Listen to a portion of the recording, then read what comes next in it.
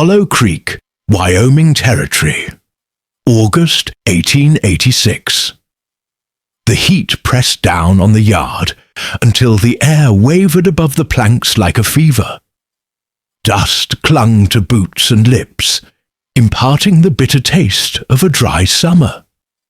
The auction bell clanged once, sharp, enough to turn every head towards the platform. Behind a flaking red gate stood a line of women with ropes around their wrists more for show than for strength. Mercy stood among them, sturdy and broad-armed. Her cream dress was tight across the shoulders and loose at the waist, streaked with dirt. A strip of faded gingham tied off the end of her braid. The boards under her feet were hot, but she planted them hard enough to feel the grain bite through her worn soles. She lifted her eyes once, just enough to catch the far line of the horizon, then brought them down again. The auctioneer's voice carried over the stillness. "Next up, good kitchen hands, strong as two of you put together." His words pulled a thin, mean laugh from somewhere in the crowd. "Start at $1. No answer. A horse stomped behind the livery. 80 cents, he tried. 60 then. She'll pay for herself by winter. From the right, a voice cut in. "Are you paying us to take her?" Laughter broke out again, sharper this time. At the back rail stood a wiry man in a sun-bleached hat. He wasn't the tallest person in the yard, but the way he stood exuded a certain steadiness that drew the eye. His narrow shoulders, long arms and lean frame marked him as someone who worked hard without wasted motion. A faint limp in his left leg was visible when he shifted his stance. He watched the platform with the calm of someone accustomed to considering a matter before. Acting. The rope around Mercy's wrist shifted, and she steadied herself by pulling her arms in slightly. The man raised one hand. The laughter faded into silence. The auctioneer blinked. "Are you bidding, sir?" A single nod. 60 cents, sold. The gate swung open. Heat rose from the yard in a wave. The man stepped forward and drew a small knife from his pocket. One quick cut, and the rope fell away. He set the knife on the post, as if it was something that had no business being on a person. "Need anything from back there?" he asked. Her voice stayed even. "No." "The wagon's this way." They walked through the crowd. A voice muttered, "Could have had the red head." Another said, "The fat one'll eat him poor." Mercy's cheeks flushed, but her stride didn't falter. The man's boots tapped steadily on the boards, and he didn't look at either speaker. At the wagon, he took the rail with one hand and waited for her to climb up. She did, settling on the bench. He stepped up beside her, reins in hand, and the team leaned into the traces. The bell clanged again behind them, but they had already rolled past the last hitching post and were heading into the pale stretch of road where heat shimmered and the land opened wide. The wagon creaked along the rutted road, its wheels biting into the hard-packed dirt. The grass on either side lay flat from the wind, and the air carried the dry scent of sage. Mercy sat upright with her hands folded in her lap, watching the golden and brown landscape roll past. Beside her, Jonas kept, his lean frame steady on the bench, one hand lightly holding the reins and the other resting on his thigh. The brim of his hat cast a shadow across his angular face. His shoulders were narrow and his build was wiry. The muscles in his forearms moved with the slow rhythm of a man who worked efficiently. A faint hitch in his left leg appeared each time. He braced his boots against a rut. They'd been riding nearly a mile before Mercy spoke. "You didn't ask my name." I didn't think it mattered until you felt like giving it." His voice was quiet and matter-of-fact. "It's Mercy," she said. Jonas gave a single nod. "All right, then." They passed a pair of crows perched on a fence post. The birds lifted into the air, their wings black against the washed-out sky. Mercy's gaze followed them until they were small dots on the horizon. "Are you from around here?" she asked. "Close enough. I've been on that land since I could carry a post-hole digger." The road narrowed into a shallow cut between ridges and then opened up again. Off to the left, a weathered house leaned slightly westward, its boards silvered with age. A barn stood nearby with a patched roof and a corral running along one side. Jonas pulled the team to a slow halt beside the porch. "2 rooms. One's yours. Cook if you want. Rest if you don't.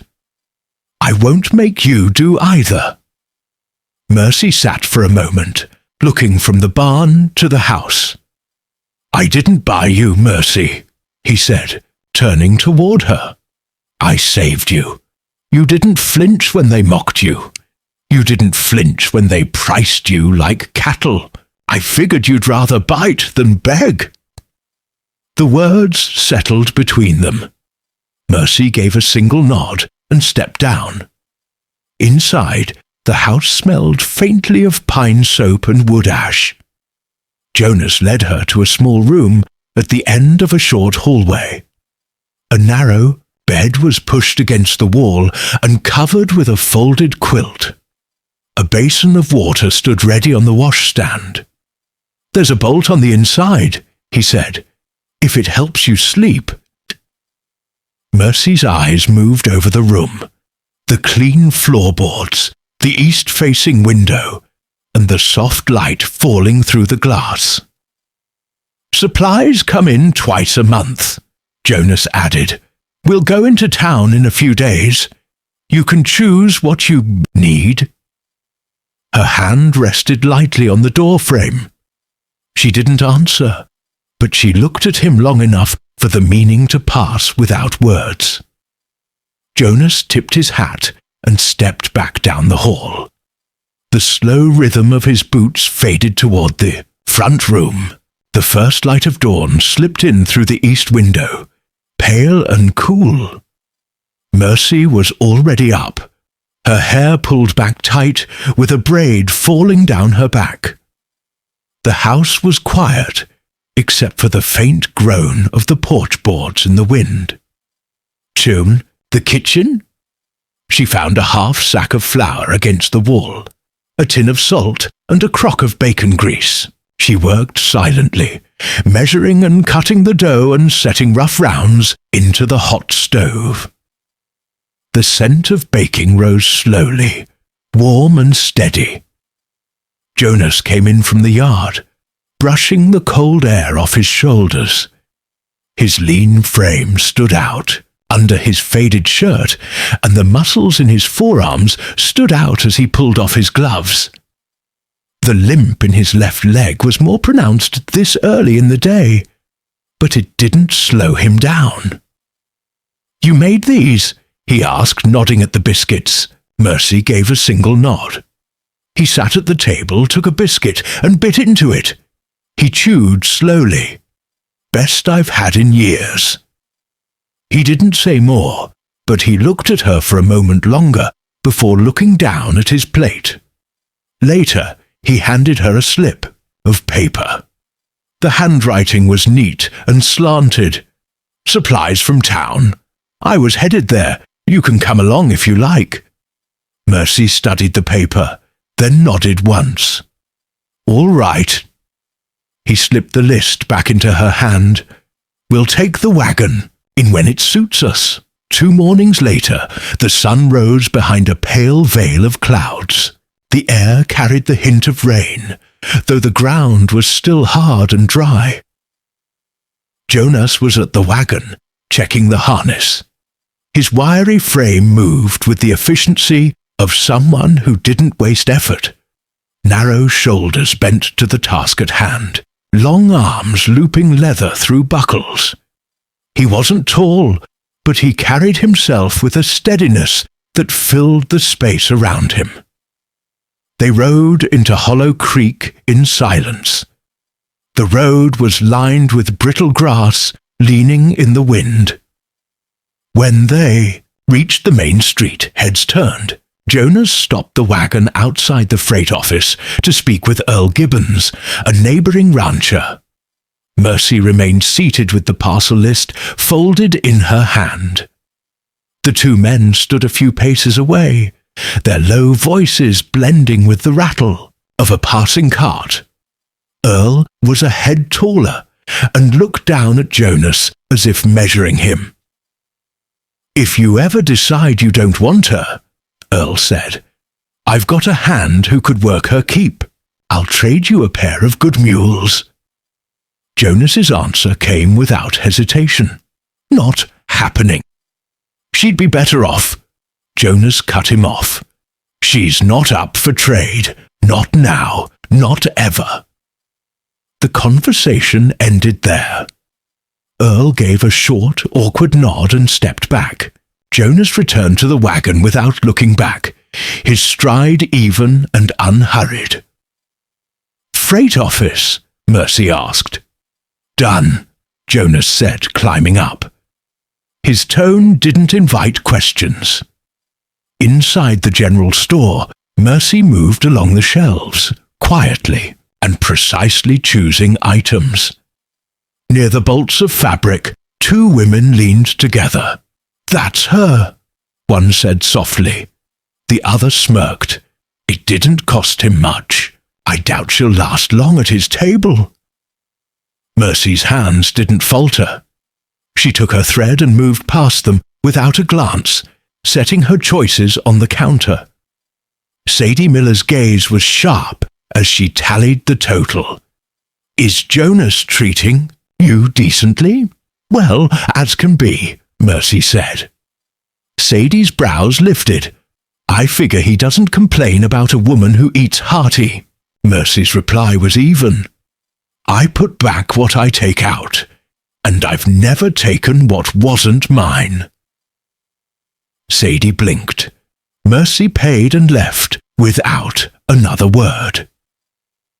That evening she found Jonas on the porch with a cup of coffee. The wind stirred the grass beyond the fence. "Did they say something?" he asked. "They always do." "Doesn't mean you have to answer." "I didn't," she said, lowering herself into the chair beside him. He studied her for a moment. "They're wrong about you." Her eyes stayed on the horizon. "You've got more backbone than most men I've met," he said. "You don't stomp or shout. You just hold steady." She glanced at him, a faint shift appearing on her face. "I don't need flattery." "It ain't flattery. It's truth." The wind moved through the wheat, and neither of them went inside. Autumn came slowly to Hollow Creek, first cooling the nights, then the mornings, until a thin frost began to lace the porch railing before dawn. Mercy moved through her days with quiet certainty, feeding the hens, patching shirts and hanging laundry on the line, letting it sway in the wind like a row of pale flags. Jonas didn't hover. He let her set her own pace. In small ways, though, he began to trust her with more of the ranch, letting her tally grain for the feed shed, close the barn at night, and check fence lines with him. One afternoon, they rode along the west fence. Jonas paused to test a loose post, his long fingers pressing into the weathered wood. His frame was lean, and he stood carefully because of his limp, but he moved steadily. "You've got good eyes," he said. "You spotted that break before I did." Mercy shrugged. "You learn to see things before they give way." That night over supper, she asked him about his limp. "A horse fell on me when I was 20, he said. The The bone healed crooked. It kept me out of the cavalry, kept me here. It could have been worse, she said. It was worse for the horse, he replied, the corner of his mouth lifting slightly. One morning, Mercy opened a trunk tucked in the corner of the cabin. Inside were a pale blue bonnet and a neatly folded blue calico dress. Both were worn but clean and faintly scented with cedar. Did these belong to someone? She asked softly when Jonas came in from the yard. Jonas's gaze settled on the trunk. Aye, my sister's. She died young.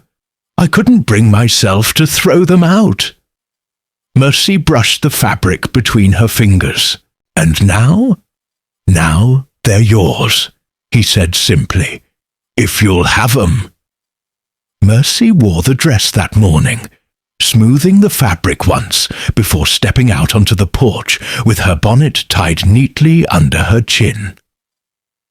The ride into Hollow Creek was quiet, the kind that had become familiar.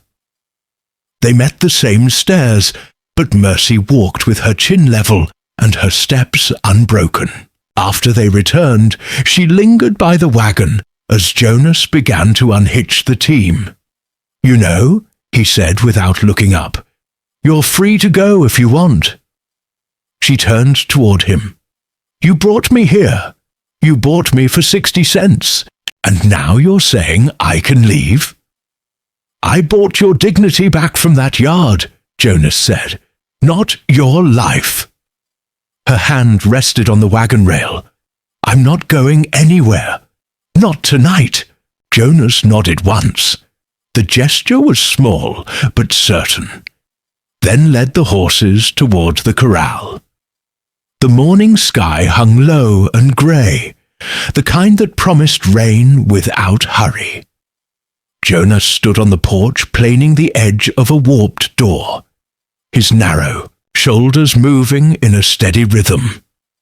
The rasp of the tool carried across the yard. Reverend Pike's wagon rolled up the lane, its wheels crunching over the frost-hardened dirt. The preacher stepped down and tucked his gloves into his coat pocket. "Morning, Jonas," he said. "Morning." Pike's gaze shifted toward the chicken yard, where Mercy was scattering grain. She glanced up briefly, nodded, and returned to her work.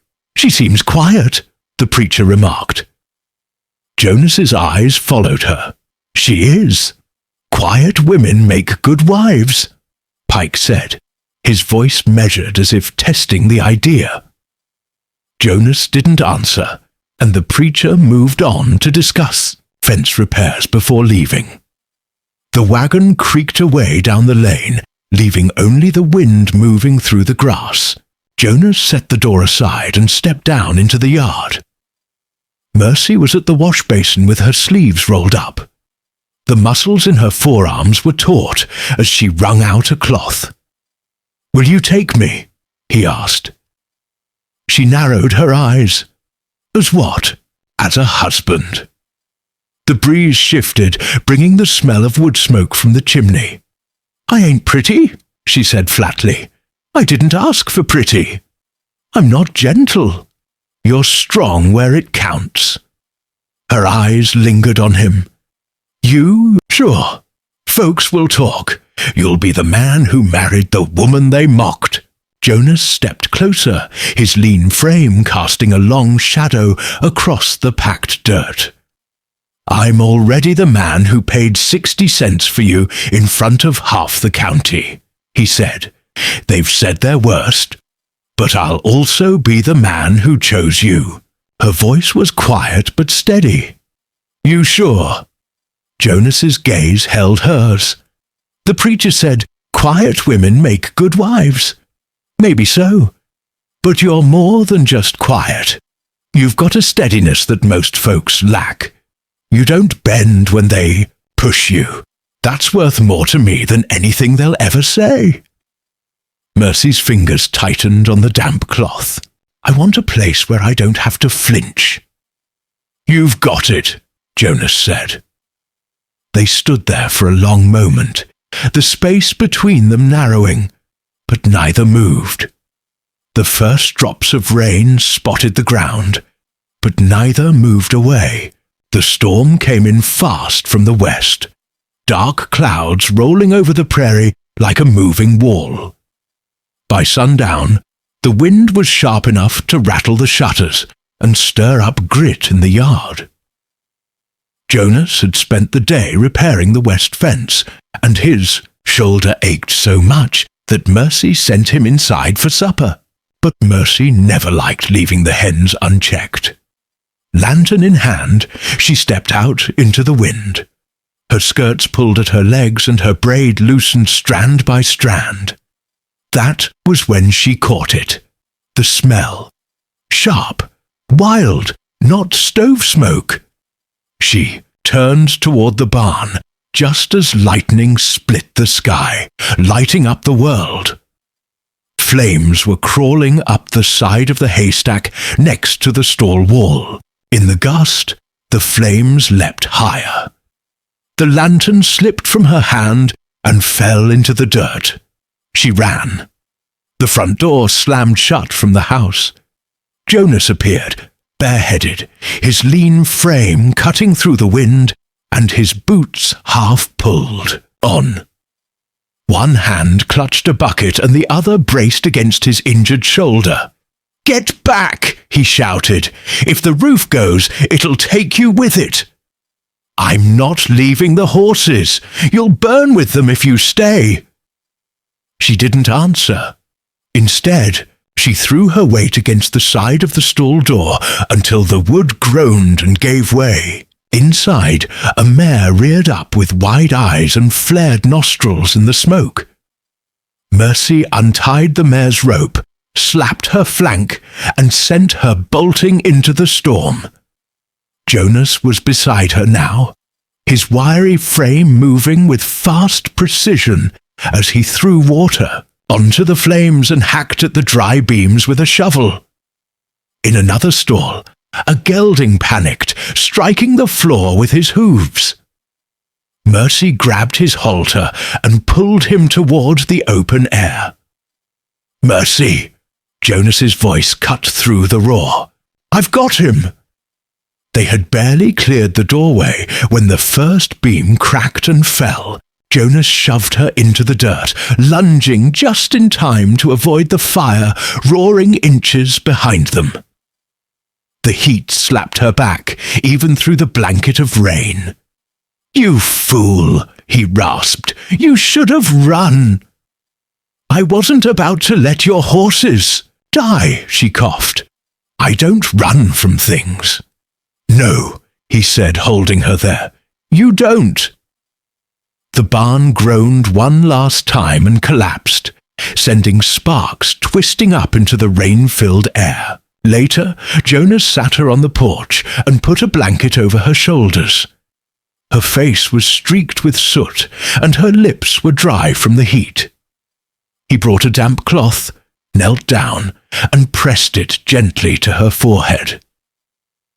"I thought I'd lost you in there," he said. "I was scared," she admitted, "but I didn't stop." "No," he said quietly. "You never do." Her hands trembled under the blanket, so she curled them in the wool to hide it. Jonas noticed anyway.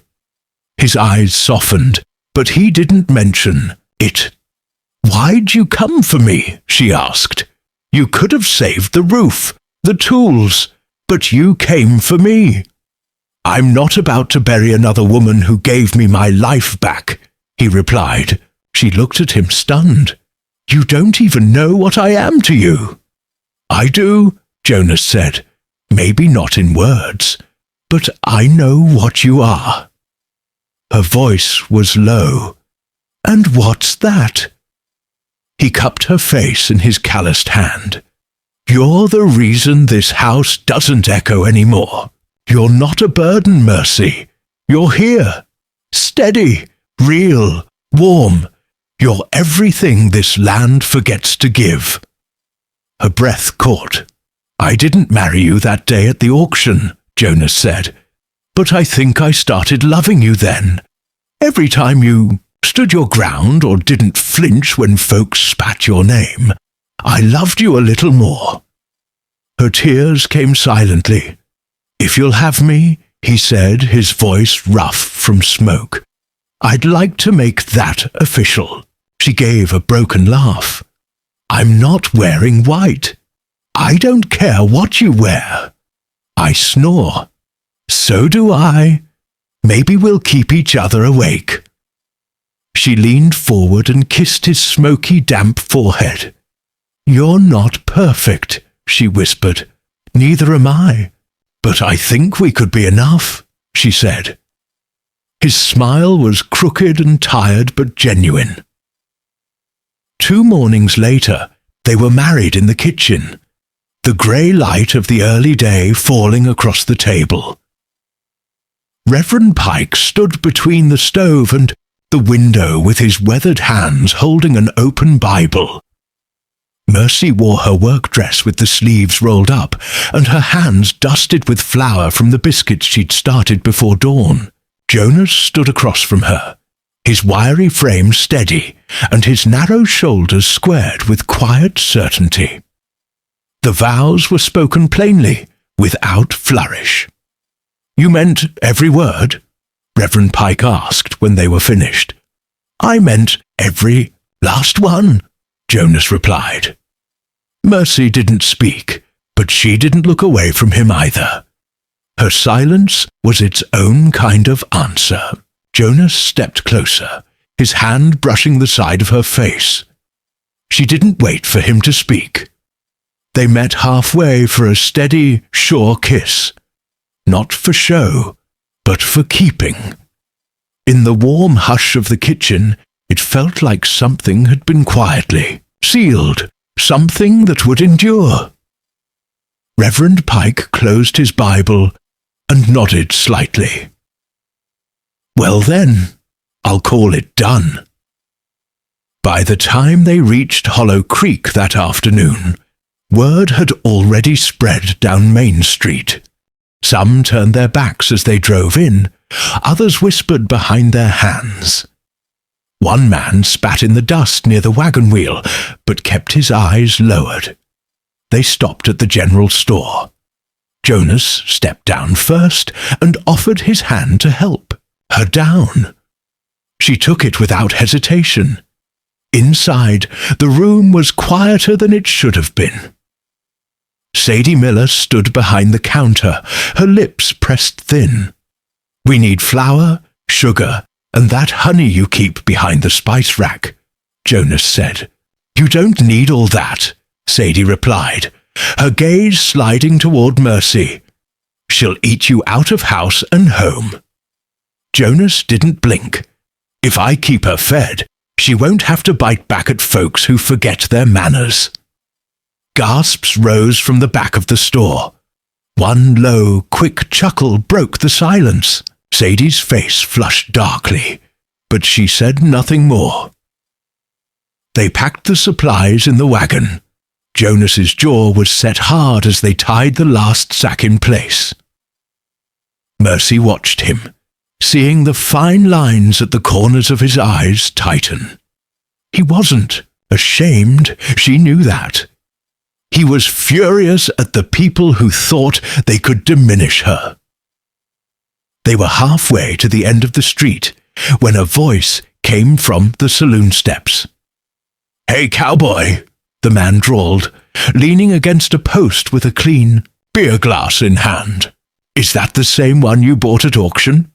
Figured you'd have traded up by now. Mercy froze. Jonas turned slowly, his lean, shorter frame straightening as his eyes locked on the man. Say that again. The man straightened, his smirk faltering. I said he didn't finish. Jonas was already walking, not fast, not loud, just final. The heckler's grin now carried a hint of doubt, perhaps because Jonas was a head shorter and looked slimmer than most cowboys on the street. But Jonas's fist landed clean and hard in the heckler's gut, folding him over and sending the glass shattering in the dust. "You open your mouth about her again," Jonas said, his voice carrying clearly, "and I'll close it for good." No one moved. The man wheezed on the ground, while his friends stepped back without a word. Jonas dusted his hands off and returned to the wagon. "Too much?" he asked as he took the reins. Mercy raised one brow. Felt just right. The team pulled them out of town amid silence. No laughter now, just the creak of harness leather and the steady beat of hooves. The prairie opened wide as Hollow Creek faded behind them. The late light turned the wheat fields into slow-moving rivers of gold. The air was cool, carrying the faint scent of dry grass and wood smoke from somewhere far off.